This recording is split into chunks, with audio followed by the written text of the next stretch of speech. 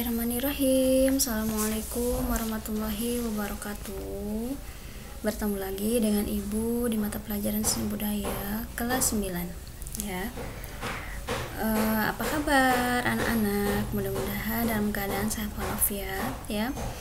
Jangan lupa jika keluar rumah menggunakan masker ya, patuhi protokol kesehatan, jangan diabaikan, terutama pada penyakit yang satu ini ya.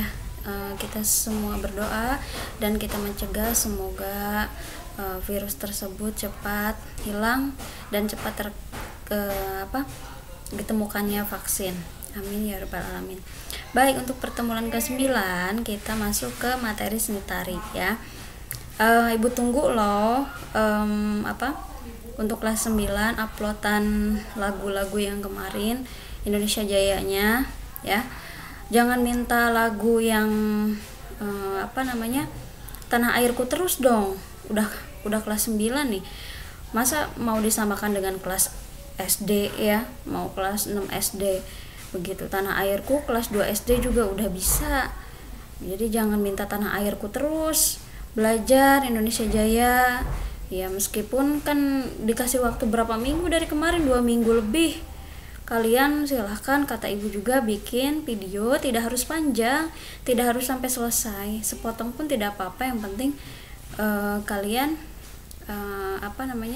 membuat video, kemudian bisa diupload di Instagram atau dikirim lewat link yang sudah ibu bagikan kan di Classroom. Jadi ibu tunggu ya. Baik, untuk tari kreasi tersendiri ya, sebetulnya kelas 9 itu tinggal inti-intinya saja, tinggal ujung-ujungnya. Tari kreasi adalah tari yang sangat unik menurut ibu. Tari kreasi itu tari yang bebas berkreasi, tidak ada aturan yang terikat. Tapi di sini sebelum kita bahas tentang pengertian tari kreasi, kita akan bahas dulu pengertian dari tari itu sendiri. Baik ya. Tari adalah gerak tubuh seseorang secara birama yang dilakukan di tempat dan waktu tertentu untuk keperluan pergaulan, mengungkapkan perasaan, maksud, dan pikiran. Betul ya. Jadi tari itu adalah pengungkapan ya jiwa seseorang melalui gerak tubuh ya. Jadi tari itu adalah gerak tubuh yang mana geraknya tidak hanya asal, tapi gerak yang sudah diolah dan juga bisa distilasi ataupun didistorsi ya. Jadi kalau kita mengayunkan tangan itu tidak hanya geraknya saja, karena gerak tubuh belum tentu dikatakan sebagai gerak tari ya. Gerak seluruh tubuh begitu, gerakan-gerakan yang dilakukan oleh tubuh tidak bisa dikatakan sebagai gerak tari. Tapi gerakannya seperti apa? Gerakan yang sudah diolah ya, yang mana di sini seseorang secara birama. Jadi ada biramanya, dilakukan ada tempatnya, kemudian ada waktunya ya. Keperluannya itu ya baik untuk pergaulan, kemudian pengungkapan perasaan, maksud ataupun pikiran dan lain-lain gitu ya. Sebuah tarian sebenarnya merupakan perpaduan beberapa unsur ya. Kalau di sini unsur yang paling penting itu ada 3. Tapi kalau kalian baca buku kelas 9 ya, sebelumnya itu ada beberapa unsur yang mencakup tarian ya, yang mana di sini unsur dasar gerak diantaranya ya memiliki irama atau ritme, kemudian iringan, tata busana, tata rias, tempat, serta tema ya. Kalau di sini perpaduan antara unsur sebuah tarian, yaitu perpaduan antara unsur. Kalau kalian ikut sebuah kompetensi ataupun tarian-tarian yang ada di sanggar, biasanya dibahas apa itu yang namanya wiraga, apa itu yang namanya wirama, wirasa ya. Wiraga, wirama, dan wirasa ini adalah unsur-unsur tari ya, unsur-unsur sebuah tarian. Jadi ada peragaannya, kemudian ada iramanya, kemudian ada wirasa. Rasa itu ketika kita menarikan seorang laki-laki dengan perempuan itu beda rasa. Ya, jadi rasa itu biasa tertuang pada mimik muka. Jadi mimik wajahnya itu main, ya begitu. Nah, ketiga unsur ini melebur menjadi bentuk tarian yang harmonis, dan unsur yang paling utama membangun sebuah tarian adalah gerak. Ya, memang pengertian dari seni tari itu adalah pembentuk unsur pertama sebuah tarian itu adalah gerak. Ya, begitu. Sedangkan apa itu pengertian tari kreasi? Tari kreasi adalah jenis tarian yang diinovasi. Nah, ya berarti diadopsi bisa jadi dari tarian, bisa dari tarian tradisi ataupun tarian buatan sendiri atau tari kreasi baru, ya begitu. Jadi jenis tarian ini adalah tarian yang diinovasi dengan menyesuaikan gerakan, alat pengiring dan properti yang digunakan dalam tarian tersebut agar terlihat modern serta dapat diterima oleh masyarakat Indonesia seiring perkembangan zaman. Betul. Semakin sini semakin bebas tariannya, maka itu dinamakan tari kreasi baru. Contohnya misalkan tarian K-pop, ya. Itu kan sudah tarian-tarian kreasi baru, ya, sudah tidak ada lagi unsur tradisinya, jauh sekali, ya. Dari busananya pun terkadang malah menurut ibu tari kreasi baru itu sebetulnya bagus karena mereka itu mengungkapkan perasaan imajinasinya melalui gerak. Banyak gerakan-gerakan baru yang diciptakan, tapi terkadang dari kostum atau bahkan gerakannya itu ada yang erotis sekali, ya. Jadi kalian kalaupun nanti kalian membuat sebuah tarian kreasi baru itu harus pilih-pilih, ya. Karena kalau tradisi itu biasanya masih, ya namanya juga tradisi, jadi masih kental akan kebudayaan tradisi yang dilahirkan baik itu di masyarakat maupun klasik. Jadi masih ada tata-tata yang wajib, misalkan mulai dari pakaiannya itu masih sopan, ya.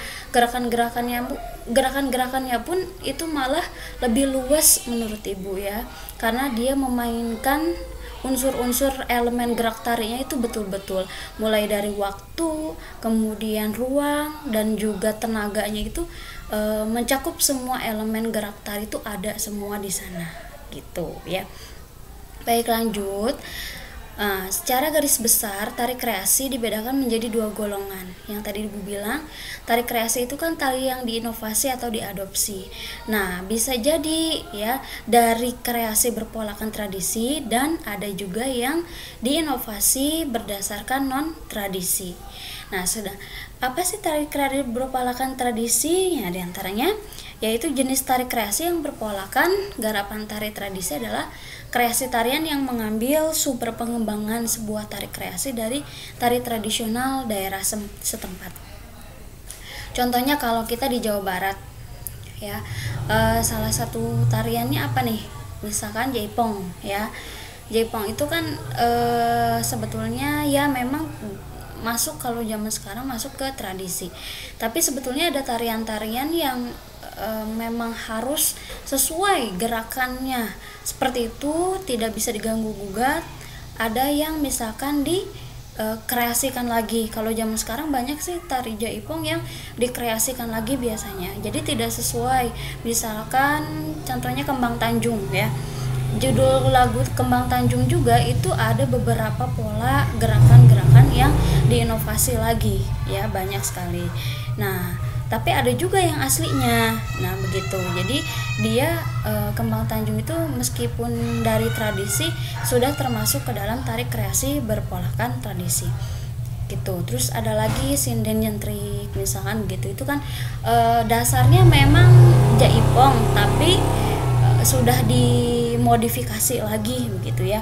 Baik itu musiknya maupun tarian gerakannya, bahkan ya termasuk ke busananya begitu. Jadi sudah ada perubahan-perubahan atau inovasi-inovasi yang baru. Contohnya ini juga, ya. Ini adalah sebuah tarian melihat dari cara menarinya dan dari kostumnya pun sudah terlihat ini adalah tarian adat Bali ya. Tarian adat Bali kan banyak, mulai dari tari pendet, tari kecak, kemudian tari barong. Nah ini disatukan ini. Nah sudah ada perpaduannya kan, biasanya dipisah ya. Kalau tari pendet saja, tari pendetnya itu kalau tradisinya itu kan luas gitu kan ya. Kalau di sini dipadu-padankan. Nah ya, jadi disatukan atau di mix. Nah di belakangnya tuh ada tari kecak. Nah ini depannya tari pendet ya.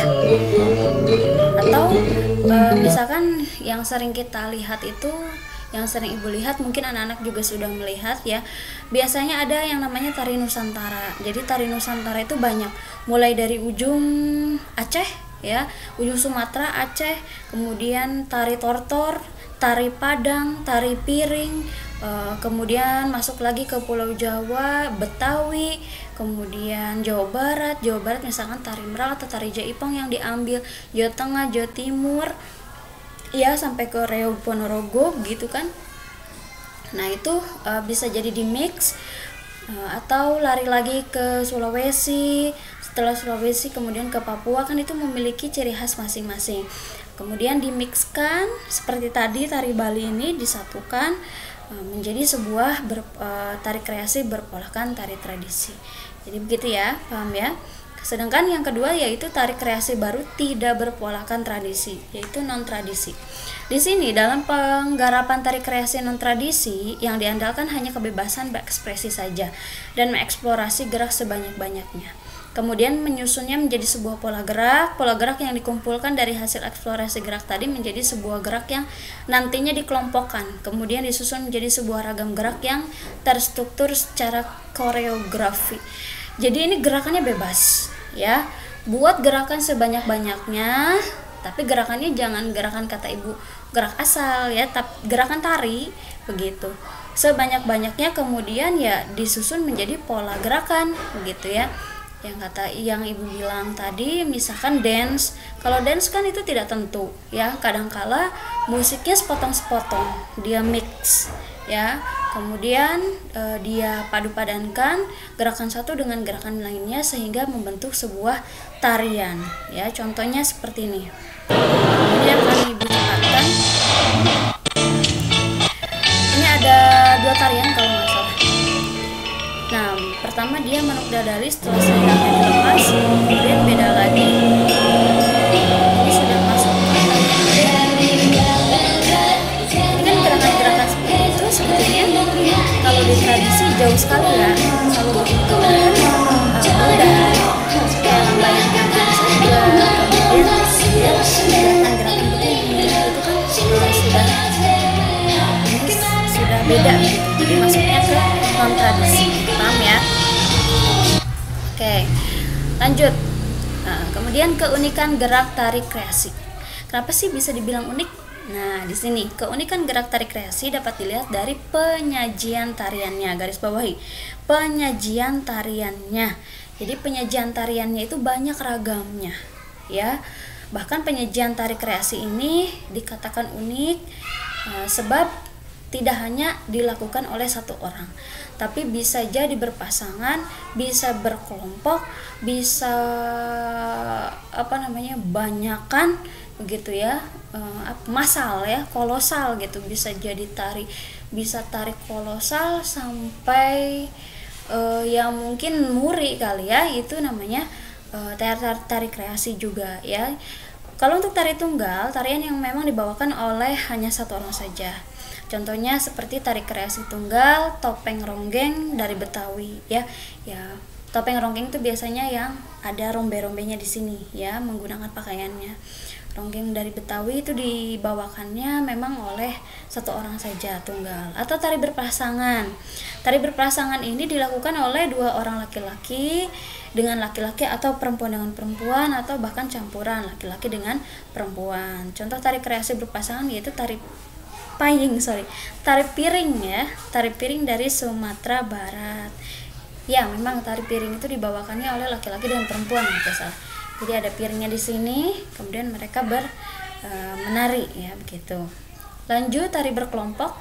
Tarian yang dilakukan secara berkelompok, baik laki-laki atau perempuan ataupun campuran ya, berkelompok. Biasanya berkelompok itu ya dalam jumlah kecil ataupun jumlah besar lebih dari 2 lah ya. Tarian kelompok ini sering dijumpai pada panggung-panggung pertunjukan, betul ya, baik itu 17 Agustusan ataupun misalkan tari ulang tahun menyambut ulang tahun kemerdekaan, HUT ya, kemudian HUT daerah begitu, atau tarian pembukaan. Biasanya itu dilakukan tari berkelompok ya. Contoh tari berkelompok misalkan tari Centeng Manis dari Betawi, tari Burung Enggang dari Kalimantan, tari Tipa dari Papua, tari Yosim Pancar dari Papua, dan tari Belibis dari Bali. Sebetulnya Jaipong juga masuk ya, tari berkelompok misalkan. Atau tari Aceh juga sebetulnya bisa masuk tari berkelompok. Bahkan kalau tari Aceh bisa jadi tari kolosal atau tari massal ya, gitu. Pembukaan porprov, porda misalkan begitu kan, biasanya suka ada tari-tarian ya sebagai pembuka acara ya, atau penutup acara, atau bahkan ketika misalkan memperingati hari-hari ulang tahun di Pemda, selalunya akan diakhiri misalkan penutupnya bisa jadi tarian ya. Tarian kalau di Karawang itu gending Karawang ya, atau goyang Karawang, itu juga bisa dilakukan secara berkelompok atau massal, bahkan muri. Kemudian ya, tadi berapa tuh? Tari tunggal, tari berpasangan, tari berkelompok. Sekarang drama tari. Kalau drama tari berarti melibatkan banyak sekali orang ya, banyak orang yang memiliki desain dramatik. Jadi ada unsur dramanya sebetulnya, tapi dimainkan secara dramatik. Nah ini ibu dapat contoh, kakak kelas kalian sedang mengikuti perlombaan sebuah tarian jadi dari dramanya ada tariannya. Ini juga menceritakan kisah sebetulnya ya. Jadi kisahnya kalau ini tentang gempa yang dialami oleh anak sekolah.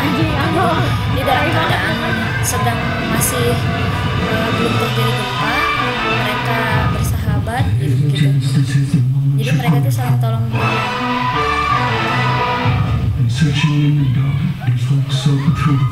Jadi masuknya ke tari kreasi juga ya, non tradisi ya, karena tidak ada tradisi.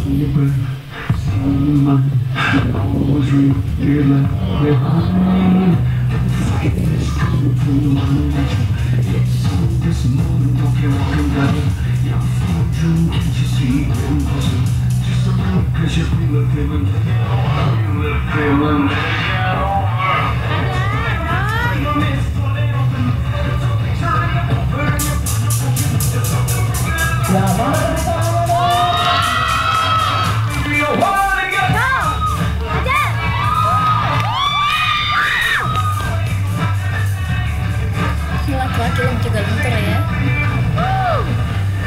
Sekarang mereka sudah lulus. Lanjutkan ke cerita. Oke.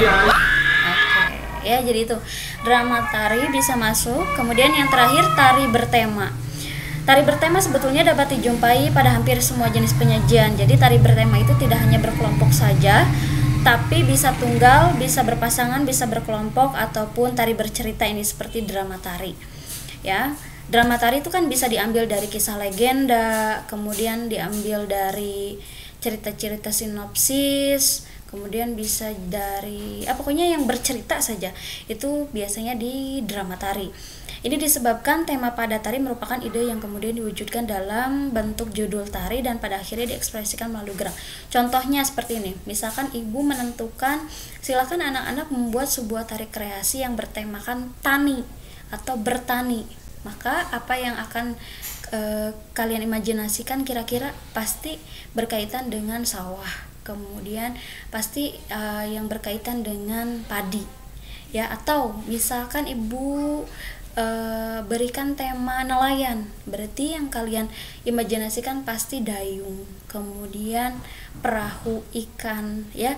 Dari sana bisa tidak kalian membentuk sebuah gerakan sendiri misalkan begitu ya. Atau lagunya bisalah kalian ambil dari cublak suang, itu kan pedesaan sekali ya, suang single lentang. Kemudian kalian mixkan dengan tarian tani tersebut atau bercocok tanam ya. Jadi tari bertema itu sesuai dengan temanya. Misalkan kalau persahabatan ya tentang persahabatan, kemudian ada banyak sesuai dengan temanya, itu namanya tari bertema. Oke.